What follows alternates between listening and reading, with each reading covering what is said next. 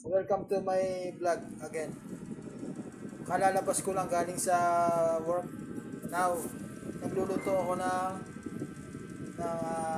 dinner, pan-dinner ko. Hindi pa ako kumakain mga guys. Kaya ang aking kakain ay instant pancit canton lang. Ayan o. Tsaka konting kanin. Tsaka isang itlog.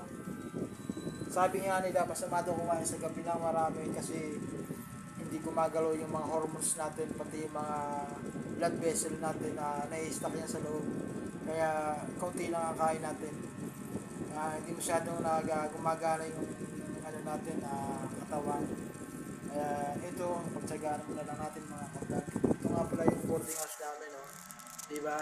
May nakasabit. Ayan. Ito, ayan, oh, may hanger. Ayan, may electric fan. Wala pa yung mga kasama ko kaya OT pa sila. Yung isa naman pang gabi. Kaya ito, guys, mamaya maluluto na to. 5 minutes lang to, luto na. Masarap mag boarding house, lalo pag malinis ang bahay. Tapos malapit ang uwian. Kaya nagtsatsaga ako rito. Sayang din yung pamasahe papunta sa Laguna. Kaya, okay, mga guys, mamaya kakain lang ako. Ito nga pala, malapit na ako kumain. Yan ang electric fan ko. Yan ang nagbibigay ng sarap ng pagtulog ko. Okay, break muna tayo. Galit-galit muna tayo mga ka-vlog.